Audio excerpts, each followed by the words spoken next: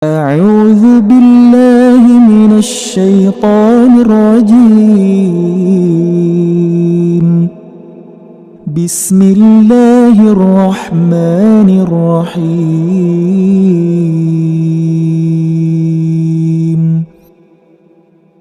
Islam adalah agama dakwah yang harus diperkenalkan kepada setiap manusia, tidak untuk suku tertentu, bangsa tertentu, atau wilayah tertentu. Islam tidak mentolerir penghambaan manusia kepada manusia yang lain.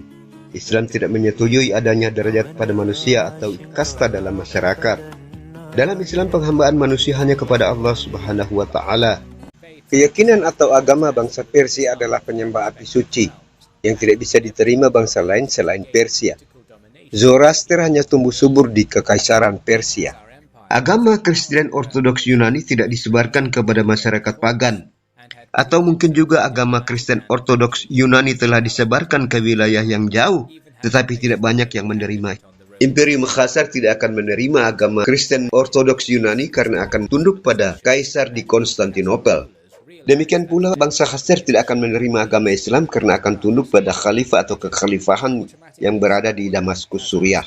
Pilihan terbaik bagi Khazar adalah memilih agama Yahudi agar tidak tunduk pada Kaisar di Konstantinopel atau khalifah di Damaskus.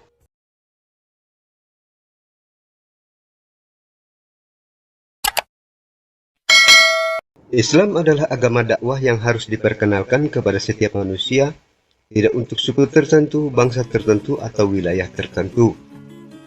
Islam tidak mentolerir penghambaan manusia kepada manusia yang lain. Islam tidak menyetujui adanya derajat pada manusia atau kasta dalam masyarakat. Dalam Islam, penghambaan manusia hanya kepada Allah Subhanahu wa Ta'ala. Kaum muslimin duduk di tempat yang telah disediakan setelah memberi salam secara Islam. Amr bin As menoleh kepada mereka dan bertanya, "Mengapa kalian tidak sujud kepada raja?" Mereka pun menjawab, "Kami tidak sujud kecuali kepada Allah Subhanahu wa Ta'ala." Dengan konsep persamaan ini, Islam mudah diterima oleh semua kalangan, semua suku dan bangsa. Peperangan yang timbul saat Islam mulai menyebar bukan disebabkan oleh Islam, tetapi disebabkan oleh penolakan dari pemuka masyarakat atau pemimpin ritual keagamaan yang selama ini merasa mapan, khawatir mereka akan tersingkir dan kedudukan mereka akan hilang. Kelompok elit ini kemudian menghasut masyarakatnya agar menolak Islam. Kaisar Heraklius pada awalnya menerima Islam setelah membaca surat dari Nabi Muhammad sallallahu alaihi wasallam. Ditambah lagi dengan penjelasan dari Abu Sufyan, Kaisar Heraklius paling tidak akan berdamai dengan Islam jika tidak bersedia menerima Islam. Berbeda dengan Kaisar Heraklius yang bersedia atau berdamai dengan Islam, para pemimpin agama dan elit politik dalam masyarakat Romawi Timur menolak keras Islam dan tidak mau berdamai dengan Islam. Penguasa Romawi Timur, yaitu Bizantium, Raja Heraklius, juga mendapat surat yang sama dari Rasulullah. Setelah membaca surat Nabi, Heraklius mengumpulkan para pembesar kerajaan. Semula Heraklius disebutkan mempercayai kebenaran yang dibawa Nabi Muhammad. Namun karena para pembesar dan rakyatnya tidak menghendaki rajanya menjadi seorang muslim, maka Heraklius tetap mempertahankan agama lamanya, yaitu Kristen. Dalam satu kesempatan, Heraklius juga pernah berbicara dengan Abu Sufyan bin Harb tentang Nabi Muhammad. Dalam obrolan itu, Heraklius menyampaikan beberapa pertanyaan terkait Nabi Muhammad, mulai dari nasab hingga akhlaknya. Abu Sufyan mengonfirmasi semua pertanyaan yang diajukan Heraklius tersebut. Dalam hadis riwayat Bukhari dan Muslim, Heraklius mengaku kalau Rasulullah akan keluar. Namun ia tidak menyangka kalau Rasulullah muncul dari bangsa Arab Mekah. "Seandainya aku tahu bahwa aku sampai kepada masanya, pasti aku sangat ingin bertemu dengannya. Seandainya aku ada di hadapannya, pasti aku basuh kedua kakinya," kata Heraklius. Imam Bukhari dan lainnya meriwayatkan dari Abu Sufyan. Heraklius mengatakan, "Aku telah mengetahui kalau dia akan muncul, tetapi aku tidak menyangka kalau dia berasal dari golongan kalian. Peristiwa yang mirip terjadi pada Raja Najas dari Habasya atau Abyssinia yang sekarang dikenal dengan nama Ethiopia. Raja Najas sesungguhnya terharu mendengar penjelasan dari Ja'far bin Abi Thalib radhiyallahu anhu. Ja'far dan beberapa ratus orang muslim berhijrah ke Habasya atas perintah Nabi Muhammad SAW untuk menghindari penganiayaan elit masyarakat suku Quraisy. Di depan Raja Najas, Ja'far radhiyallahu anhu melafalkan ayat-ayat Al-Quran dari surah Maryam yang berkisah tentang Isa alaihissalam dan ibunya Maryam radhiyallahu anha. Raja Najas menangis sesenggukan terharu mendengar lantunan ayat Al-Quran. Tetapi para pemimpin agama dan elit masyarakat Habasyah tidak terkesan mendengar penjelasan Ja'far radhiyallahu anhu. Raja Najas kemudian mengeluarkan titah agar melindungi kaum muslimin yang berada di dalam wilayahnya. Najasyi berkata, "Tolong bacakan untuk kami." Lalu Ja'far membacakan surat Maryam.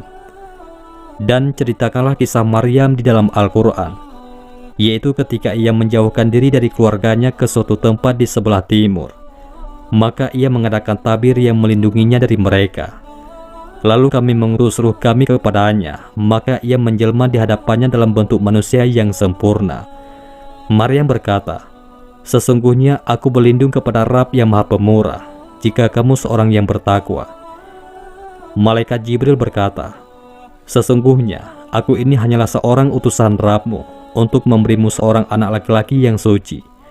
Maryam berkata, "Bagaimana akan ada bagiku seorang anak laki-laki, sedangkan tidak pernah seorang manusia pun menyentuhku, dan aku bukan pula seorang pezina."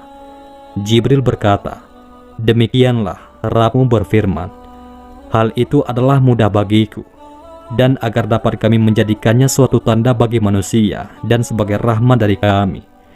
Dan hal itu adalah suatu perkara yang sudah diputuskan." Maka Maryam mengandungnya, lalu ia menyisihkan diri dengan kandungannya itu ke tempat yang jauh.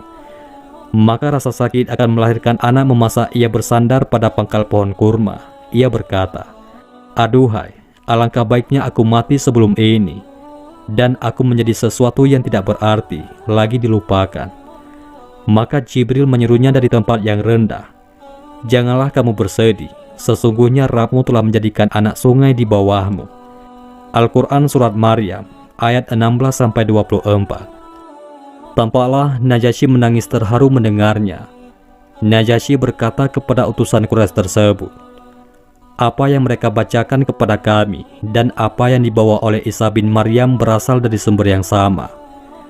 Demi Allah, aku tidak akan menyerahkan mereka sama sekali kepada kalian selama aku masih hidup."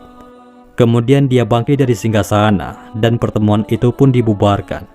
Peristiwa yang berbeda terjadi pada Kisra atau Khosrow dari Farisi atau Persia. Surat dari Nabi Muhammad SAW yang datang padanya dirobek dengan penuh keangkuhan. Khosrow merasa kedudukannya lebih tinggi daripada manusia lain, khususnya pada bangsa Arab yang selama ini berada dalam kekuasaan dan kendali Kisra Persia. Setelah Rasulullah SAW melakukan perjanjian damai dengan kafir Quraisy, Rasulullah SAW mengutus beberapa sahabat kepada raja-raja di luar Arab dengan membawa surat dari beliau. Salah satu sahabat yang diutus adalah Abdullah bin Hudzafah As-Sahmi. Beliau delegasikan mengirim surat kepada Kisra di Persia. Isi surat itu adalah, "Bismillahirrahmanirrahim, dengan menyebut nama Allah yang Maha Pengasih lagi Maha Penyayang, dari Muhammad Rasulullah kepada Kisra yang agung, kedamaian bagi siapapun yang mengikuti petunjuk dan beriman bahwa tidak ada Tuhan selain Allah dan Muhammad adalah hamba dan utusannya. Aku menyuruhmu kepada Allah, sesungguhnya aku adalah utusan Allah bagi segenap manusia, agar memberi peringatan bagi mereka yang hidup dan ganjaran setimpal bagi orang-orang kafir. Jika Anda masuk Islam, maka selamatlah Anda. Jika Anda menolak, maka Anda mendapatkan seluruh dosa Majusi." Surat itu mendapatkan penolakan keras dari Kisra. Kemudian ia merebutnya dari Abdullah bin Hudzafah, lalu menyobek-nyobeknya sembari berkata, "Bagaimana mungkin ia menuliskan surat demikian, padahal ia adalah hambaku?" Maka Abdullah bin Hudzafah pun kembali ke Madinah. Upaya menyebarkan Islam kepada bangsa Ajam, yaitu bangsa di luar Arab, banyak menemui tantangan. Menghadapi situasi ini, langkah untuk menyebarkan Islam tidak pernah surut meski harus berhadapan dengan negara superpower. Dengan Romawi Timur atau Bizantium dan Persia yang merupakan dua negara besar saat itu, Islam berani berhadapan walaupun memiliki sumber daya manusia dan peralatan yang terbatas.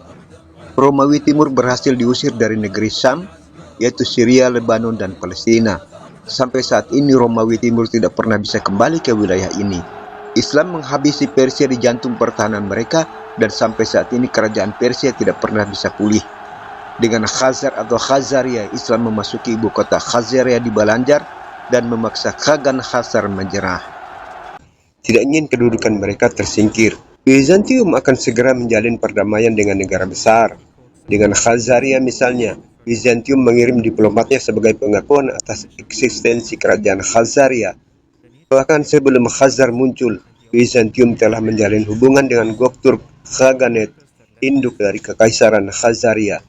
Bizantium membujuk Gokturk Khaganet untuk bersama-sama memerangi Persia.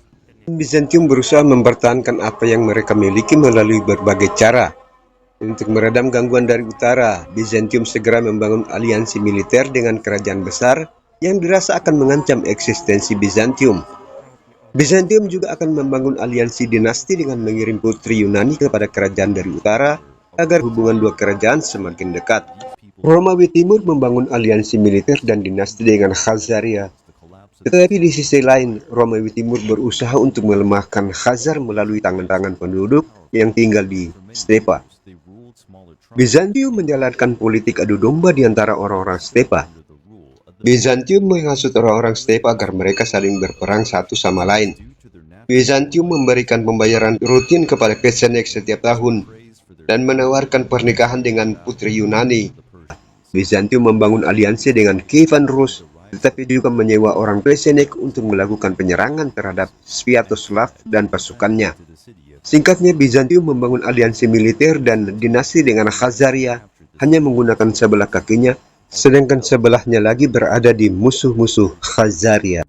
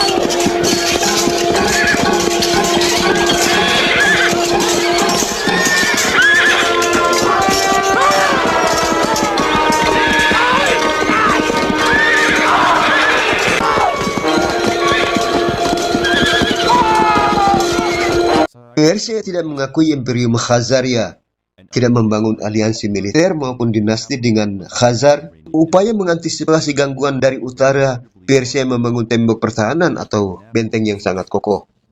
Benteng Narinkala adalah salah satu benteng yang dibangun Persia yang terletak di Derbent, Republik Dagestan di wilayah Rusia dan dilindungi oleh UNESCO.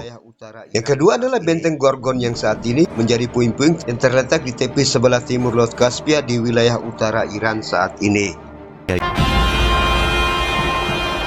As there have been 38 forts along the Gorgan Wall, it is estimated that approximately Persia telah 2 kali berusaha untuk memperluas wilayah dan kekuasaannya pada orang-orang di utara. Pertama kali dilakukan oleh Darius yang berusaha menaklukkan penduduk di utara melalui Laut Hitam. Darius menyeberangi Selat Bosporus, kemudian menuju ke utara di Ponti Caspian melalui Sungai Danube. Pasukan Darius dihancurkan oleh bangsa Scythian yang bermukim di padang rumput Ponti Caspian. Darius dan pasukannya menyusuri pantai barat Laut Hitam menuju ke Pontic Steppe di utara. Orang-orang Scythian tidak melakukan perlawanan, sebaliknya mereka menyingkir ke pedalaman. Darius dan pasukannya melakukan pengejaran selama beberapa hari. Pasukan Darius akhirnya kelaparan dan keletihan. Dalam keadaan lapar dan letih, pasukan Darius tiba-tiba diserang. Darius kemudian melarikan diri melalui Thrace, meninggalkan sejumlah besar pasukannya. Usaha yang kedua kalinya dilakukan oleh Cyrus the Great yang berusaha menaklukkan gerombolan perampok dari utara. Cyrus dan pasukannya berbaris menuju utara negeri Persia. Setibanya di wilayah yang dimaksud, Cyrus berhadapan dengan pasukan dari suku Massagetae yang dipimpin oleh Tomiris. Dalam pertempuran itu Cyrus terbunuh dan sisa pasukannya melarikan diri. Legend of Tomiris. Spargap memutuskan untuk menikah lagi. Sejak kepergian istri pertamanya, Spargap merawat Tomiris dengan penuh kasih sayang. Ia mendidik Tomiris menjadi prajurit yang kuat. Spargap selalu mengingatkan pada Tomiris bahwa ia harus berani, tak kenal takut, dan cerdas.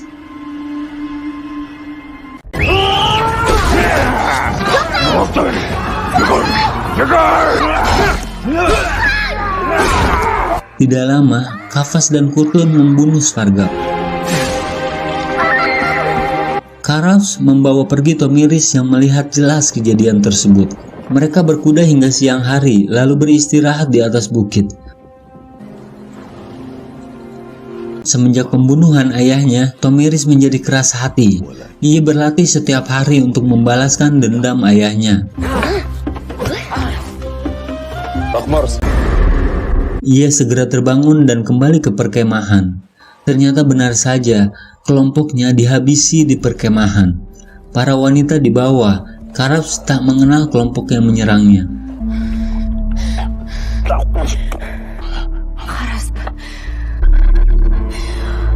Tomiris segera mencari penyerang tersebut. Ternyata mereka belum jauh.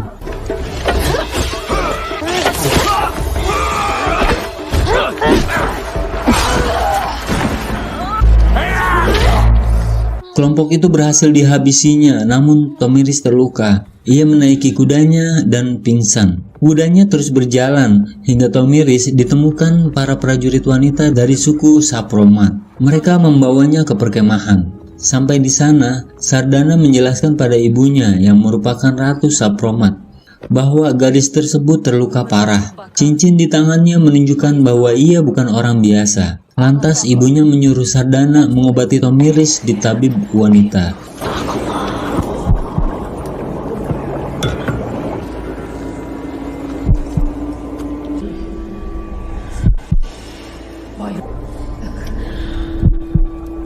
Hari demi hari berganti, kondisi Tomiris semakin membaik. Ia terbangun di tempat dan pemandangan yang asing. Sardana menemuinya, menjelaskan padanya bahwa mereka adalah suku Sapromat. Mereka mempersiapkan pedang, baju besi, dan panah besi yang dikerjakan oleh pengungsi dari Persia. Kualitas besi tempa buatan Persia masih terkenal hingga saat ini.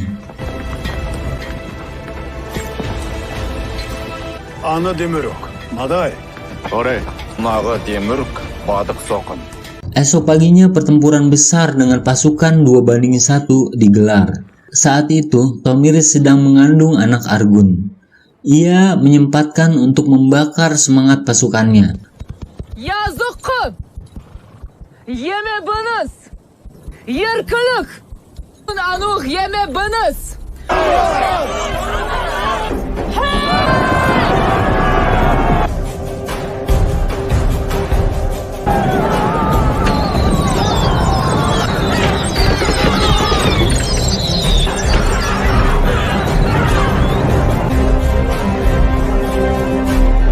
Selanjutnya, mereka membentuk perisai untuk melindungi 100 pasukan terbaik yang dipimpin oleh Tiras. Pasukan pertama membuka celah agar pasukan terbaik dapat menerobos ke tenda Sirus.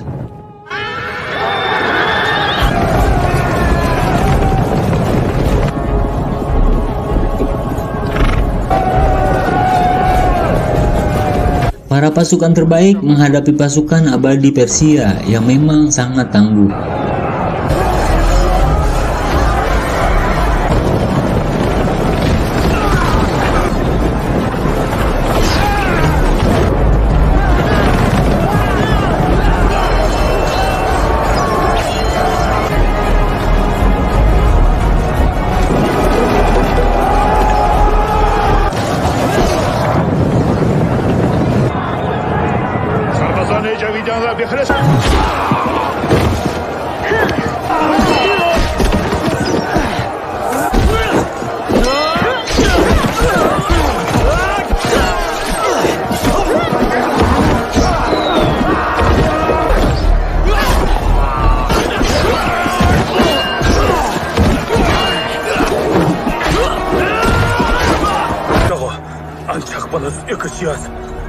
Mereka berhasil merenggut nyawa Sardana.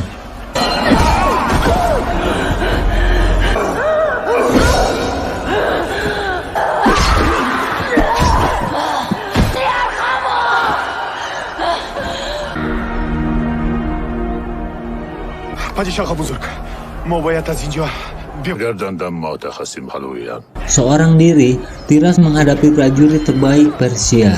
Tiras menghabisi satu persatu prajurit Persia, lalu semakin mendekat pada Sirus.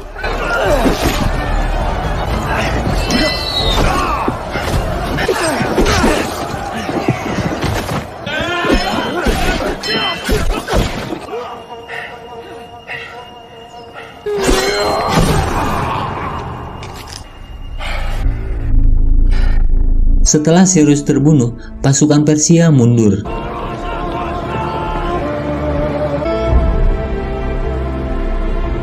Tiras merendam kepala Sirus dengan darahnya sendiri di dalam kantung anggur, lalu membawanya pada Tomiris.